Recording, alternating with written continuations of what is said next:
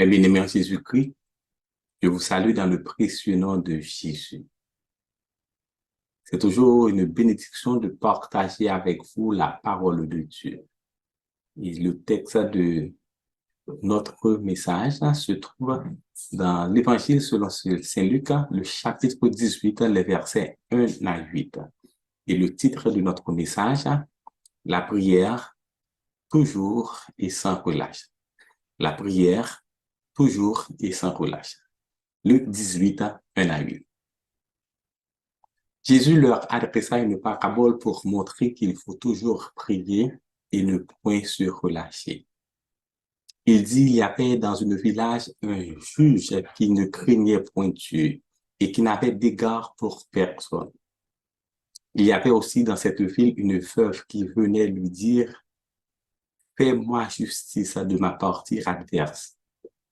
Pendant longtemps, il refusa. Mais ensuite, il dit en lui-même, quoique je ne crains point Dieu et que je n'ai d'égard pour personne, néanmoins, parce que cette veuve m'importune, je lui ferai justice afin qu'elle ne vienne pas sans cesse à me rompre la tête. Le Seigneur ajouta, entendez ce que dit le juge inique. Et Dieu ne fera-t-il pas justice à ses élus qui crient à lui jour et nuit? Et tardera-t-il à leur égard? Je vous le dis, il leur fera promptement justice.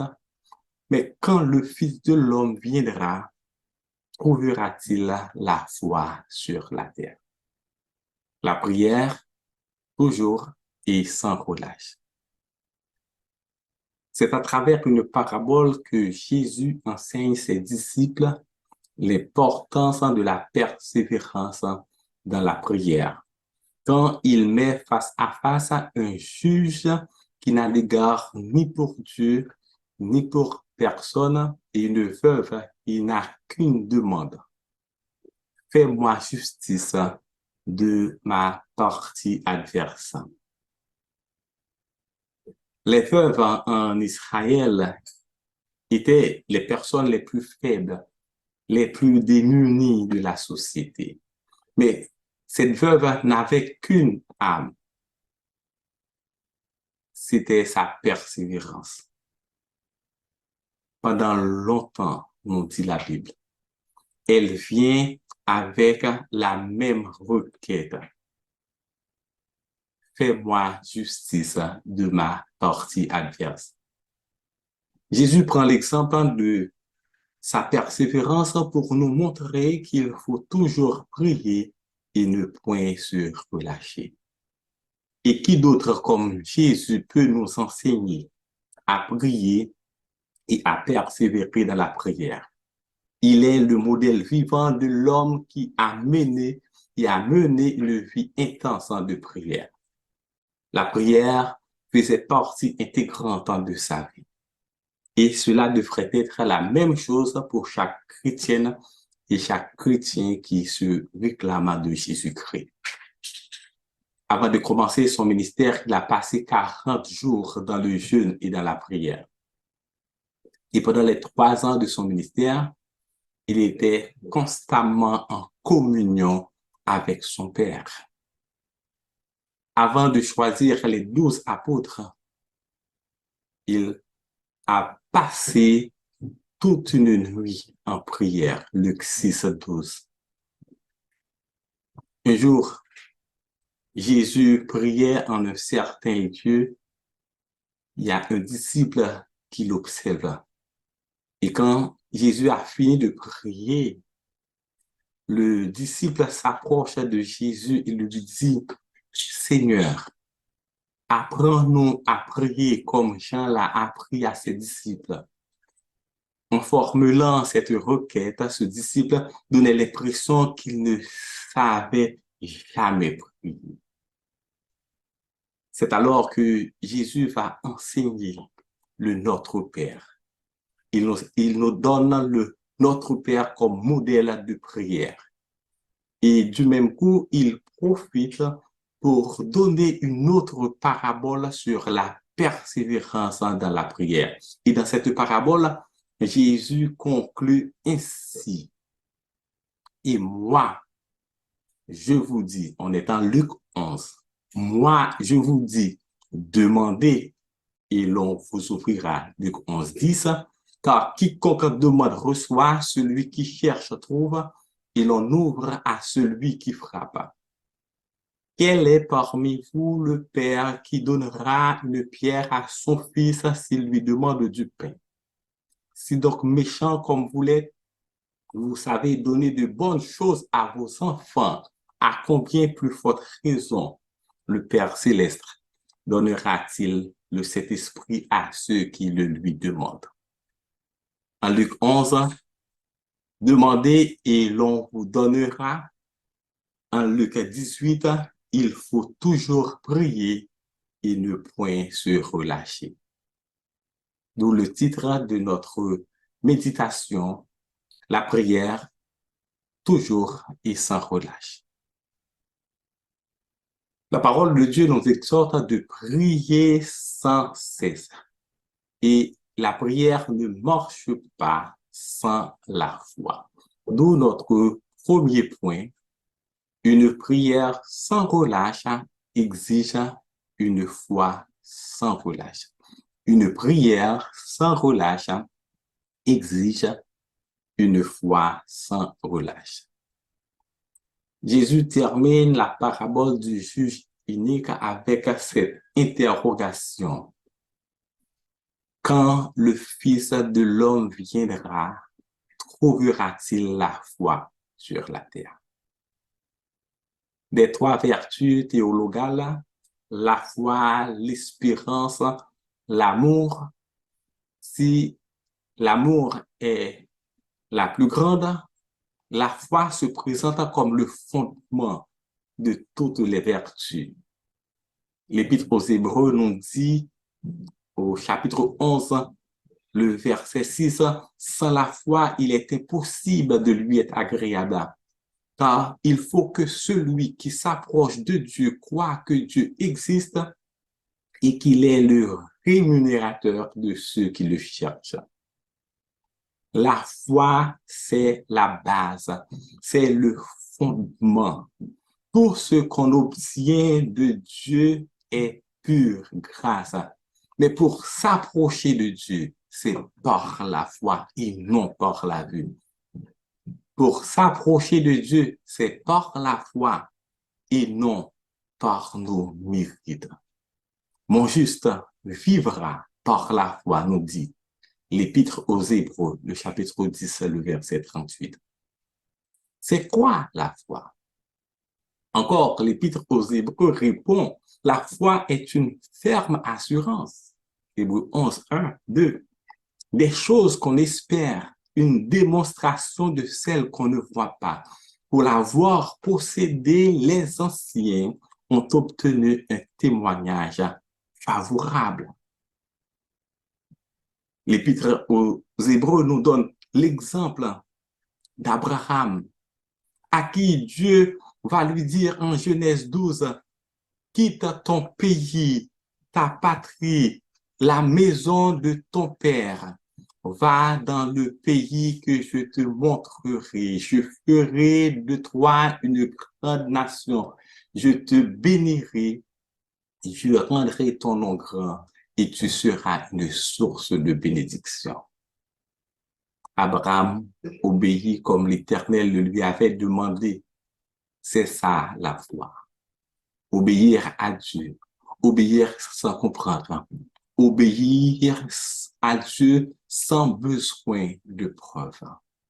Encore avec Isaac, l'enfant de la promesse, de lui passera, toutes les nations seront bénies par lui. L'enfant que Abraham a eu dans sa vieillesse, Dieu va lui dire encore pour lui mettre à l'épreuve dans Genèse 22, le verset 2, prends ton fils, ton unique, celui que tu aimes, Isaac, va-t'en au pays de Moriah, et là, offre-le en sacrifice sur l'une des montagnes. que je te montrerai. Et Abraham se leva de bon matin, c'est là son âne, prit avec lui et ses deux serviteurs et son fils. Il prend du bois pour l'holocauste.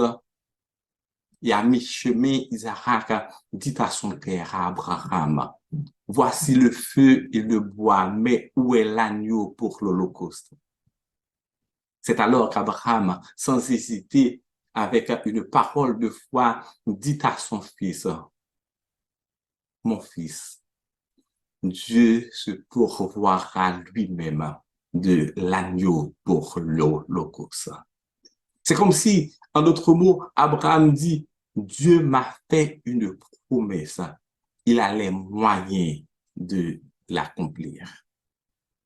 Si nous avons la foi, si nous avons l'assurance et la conviction que les promesses et les paroles de Dieu sont vraies, donc elles s'accompliront en leur temps.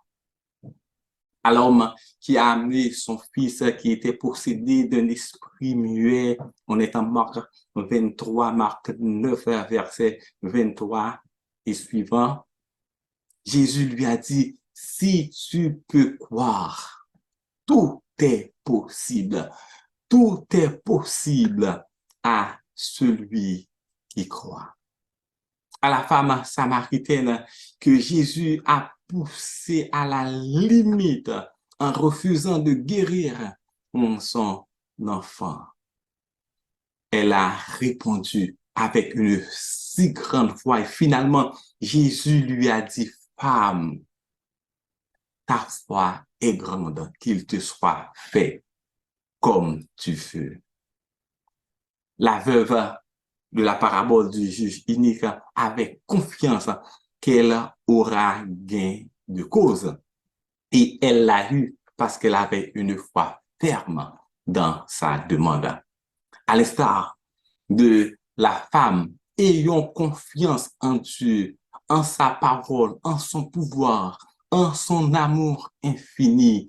Et notre Dieu est un Dieu d'amour, un Dieu compatissant, un Dieu plein de bonté. Ayons une foi ferme, une foi inébranlable, une foi sans relâche dans le Dieu de notre salut. Oui, oui, chaque fois que nous exerçons notre foi, nous faisons preuve d'espoir, d'espérance en sachant que nous obtiendrons par la foi ce que nous attendons de Dieu. Les moins gain la foi, moins gain l'espoir.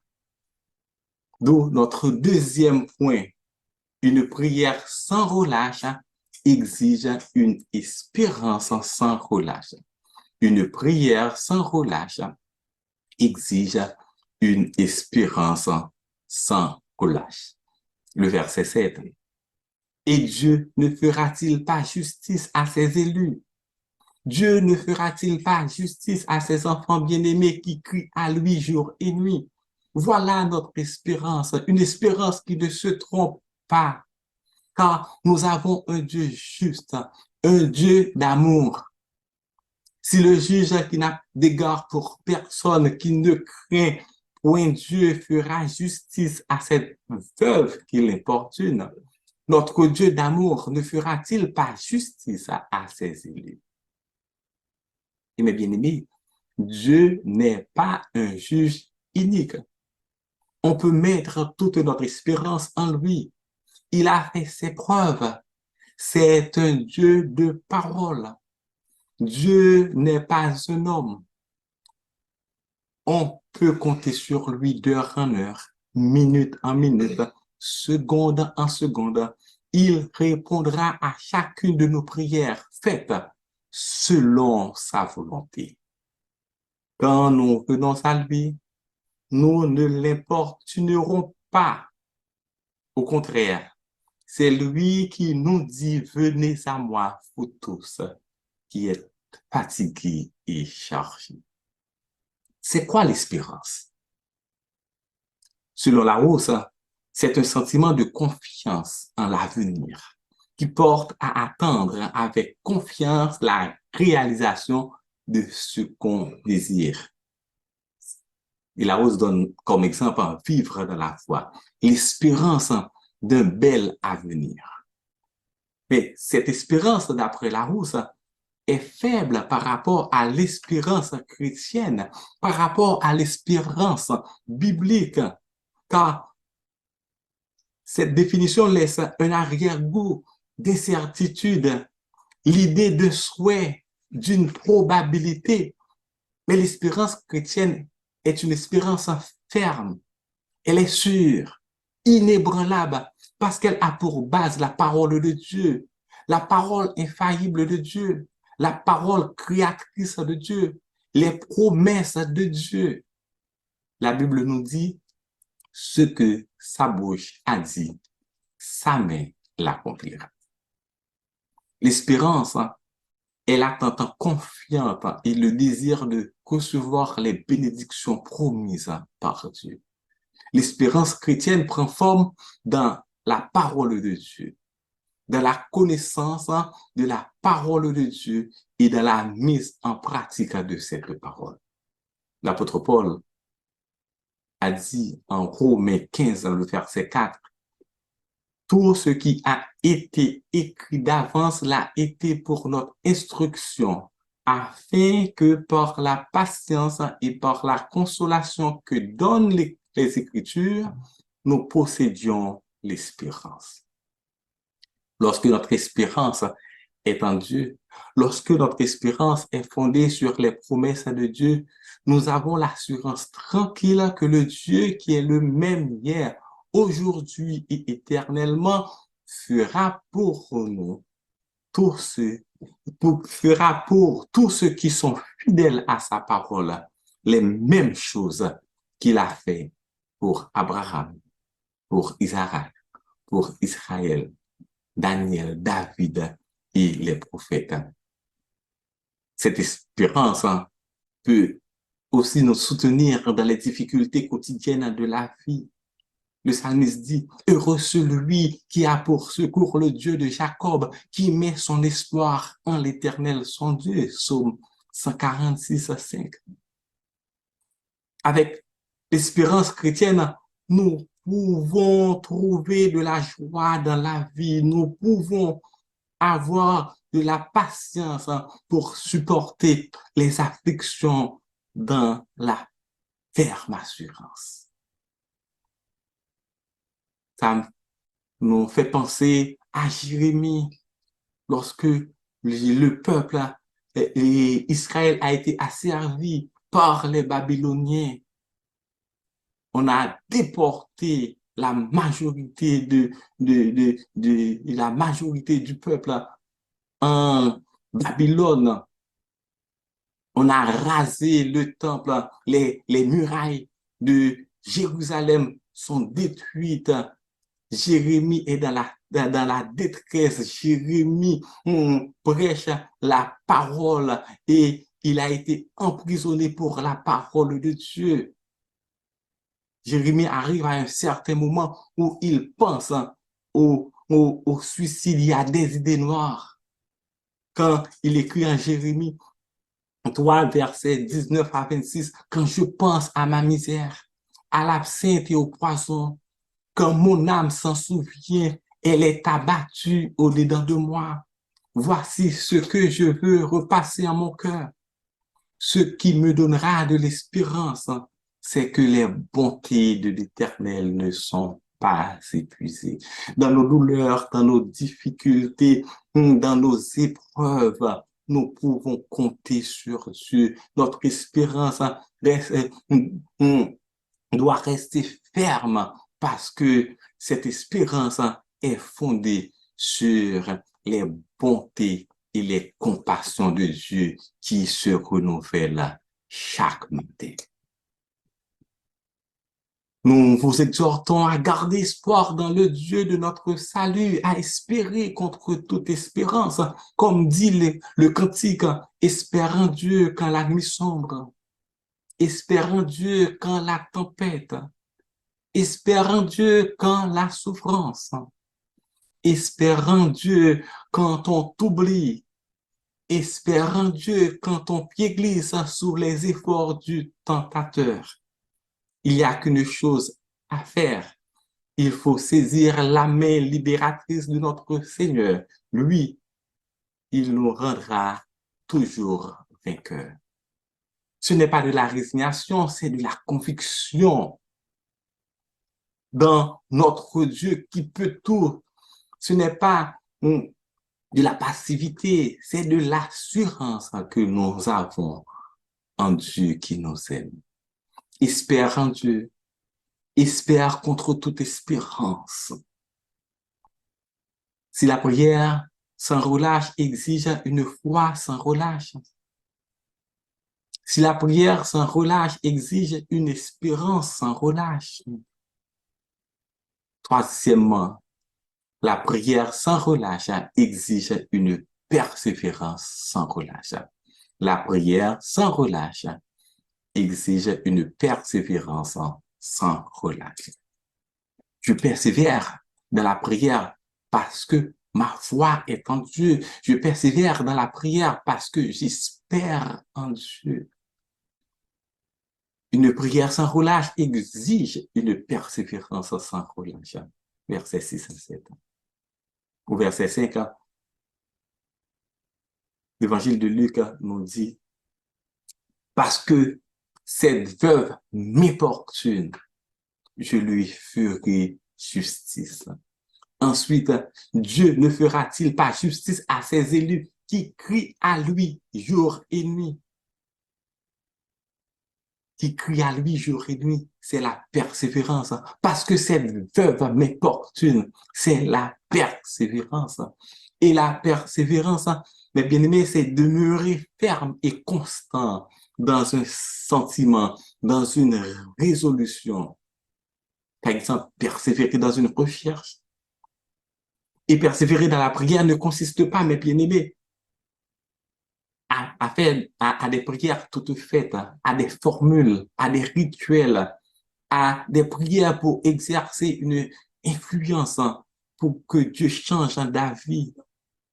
Persévérer dans la prière, c'est se conformer à la parole de Dieu. Persévérer dans la prière, c'est se conformer à la parole de Dieu. La persévérance est une qualité admirable qui permet de traverser bien des épreuves. Elle nous permet de nous guider dans les moments difficiles et d'atteindre les objectifs. La persévérance, c'est ce qui rend, dit quelqu'un, l'impossible possible, le possible probable et le probable réalisé. La persévérance dans la prière permet d'accomplir la volonté de Dieu, obtenir tout ce que Dieu a préparé pour nous bien avant la fondation du monde, accéder à sa promesse qu'il a déposée dans notre vie. L'Épître aux Hébreux, le chapitre 10, verset 36, nous dit, oui, vous avez besoin de persévérance pour accomplir la volonté de Dieu et obtenir ainsi ce qui vous est promis. Dit de bagaille, bon Dieu, c'est pour vous, si vous pas mandé dans la prière ou pas joindre, si vous pas persévérer dans la prière ou pas joindre. Nous persévérons dans la prière parce que Jésus, notre divin modèle, il nous a donné l'exemple de la prière sans relâche. En Luc 6, le verset 12, la Bible nous dit, à cette époque-là, Jésus se retira sur la montagne pour prier et il passa toute une nuit à prier Dieu. Donc, il faut penser à Daniel qui était dans le jeûne, dans la prière pendant 3 semaines. Mais sa réponse à sa prière se fait attendre parce que l'ange qui a été désigné pour lui apporter la réponse à sa prière a été retenu par le chef du royaume de Perse. En Daniel 10, verset 12 à 13. le chef du royaume de Perse m'a résisté 21 jours.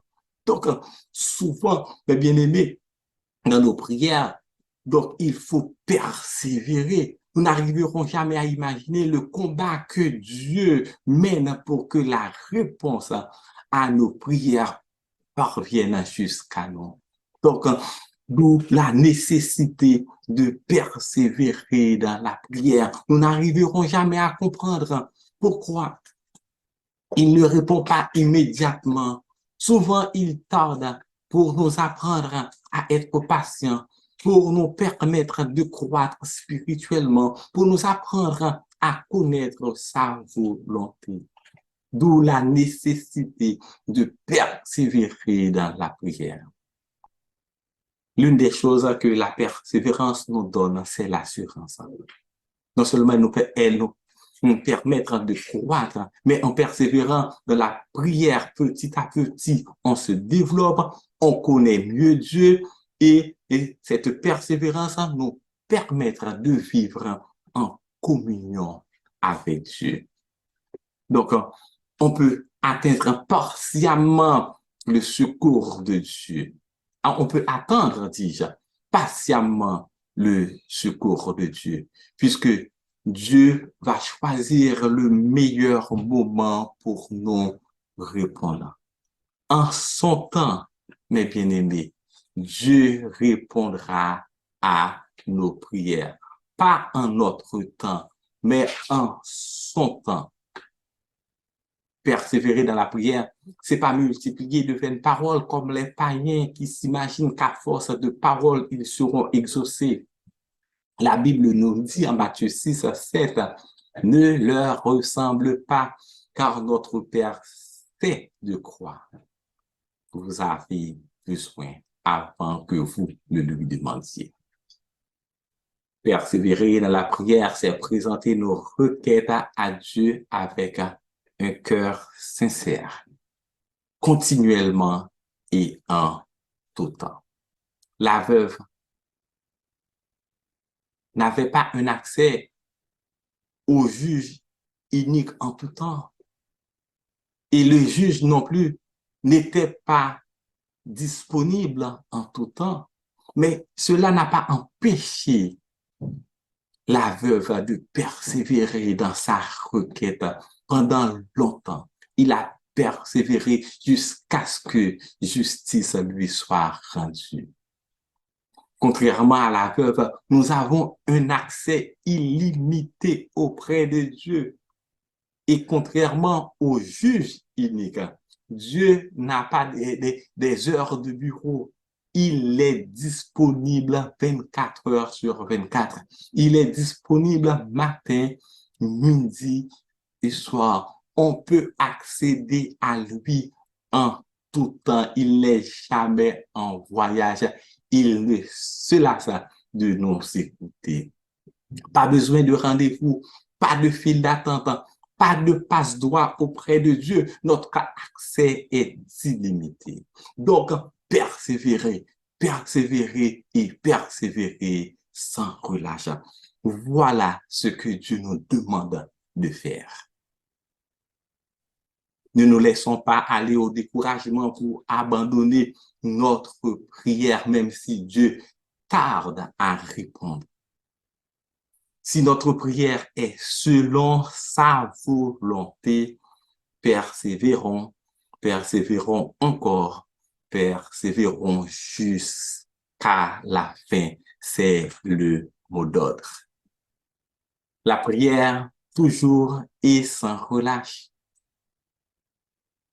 Une prière sans relâche exige une foi sans relâche. Une prière sans relâche exige une espérance sans relâche. Une prière sans relâche exige une persévérance sans relâche. Avant de terminer, nous allons entrer dans le jardin de Gethsémane avec Jésus. Il est en prière. Il prend avec lui Pierre, Jacques et Jean. Et le texte nous dit, il est triste jusqu'à la mort. Son âme est triste jusqu'à la mort. les heures et les minutes qui vont suivre seront pénibles, atroces pour le maître. Il éprouve de la tristesse, des angoisses. Il demande l'aide de ses disciples en disant, mon âme est triste jusqu'à la mort. Restez ici et veillez avec moi. Malheureusement, les disciples n'ont pas pu veiller avec lui. Les disciples sont terrassés. Il fait quelques pas, il se jette face contre terre et prie ainsi, mon Père, s'il est possible que cette coupe s'éloigne de moi. Toutefois, non pas ce que je veux, mais ce que tu veux. Quand il est retourné voir ses disciples étaient dans l'assoupissement. Il a dit, vous ne pouvez pas veiller 1 heure avec moi. Une seconde fois, il est allé se jeter face contre terre en faisant la même prière. Une troisième fois, la même prière. Mon Père, s'il est possible que cette coupe s'éloigne de moi, toutefois, non pas ce que je veux, mais ce que tu veux. Voilà, mes bien-aimés, la persévérance. Voilà la persévérance de Jésus dans la prière. Voilà une prière selon la volonté de Dieu. Voilà une prière selon le cœur de Dieu. Voilà une prière à imiter. Pas ce que je veux, mais ce que tu veux. Pas ce que nous aimerions avoir, mais ce que Dieu veut nous donner. La prière, toujours et sans relâche. Donc, je vous invite à persévérer dans la prière, à imiter l'exemple, l'exemple de la veuve, à imiter Jésus dans le jardin de Gethsémani, qui a fait une prière selon la volonté de Dieu, une prière selon le cœur de Dieu. Donc, c'est une prière à imiter. Pas ce que je veux, mais ce que tu veux. Que Dieu vous bénisse.